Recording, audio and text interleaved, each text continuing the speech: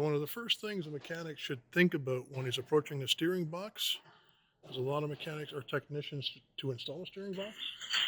They should be able to look at a steering box and just visualize how to center it.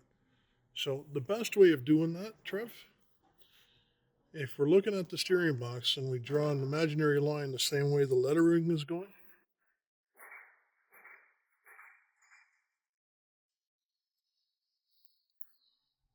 so that is a line, and if we kind of look at it, that line is really the input shaft coming across the steering box, right? Okay. The output shaft, now this is a HD94 series Shepherd steering box. The timing mark on it, which is right here, I'm going to zoom into that, should be timed up to that horizontal line going across. I'll use the Spicer ruler just as an example. At a 90 degree. Right now, it's not a 90 degree. Okay?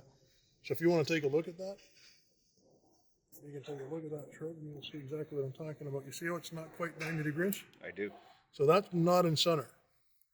So just by tweaking it at the steering wheel, believe it or not, that is the equivalent of about 3/4 of your steering wheel turn right there. Wow. Okay, so again, just to quickly look at it, I've got my lettering. Okay, another way to think about it is the input shaft is going right through the steering gear. Okay, the output shaft timing mark, again, this timing mark is used for the pitman arm that mounts to it, but you also use this timing mark to center the steering gear to itself. Okay, so looking at it, that's probably exactly where I'd want it to be. So no matter how this thing sits on a frame rail, I can look at it, visualize it to this concept, and that's in center. The same thing applies over here. So this is a TRW box. This is a particular, looks like a THP. Okay. And we'll verify that by looking at the back. Yeah, it's a THP model. And there's a cast THP 60 right there. Now this particular model here, what TRW did is they actually put a little notch right here at the steering box, and that notch is a timing notch that you can line up your timing mark on your output shaft too. If you want to do an over the top shot, take a look at it.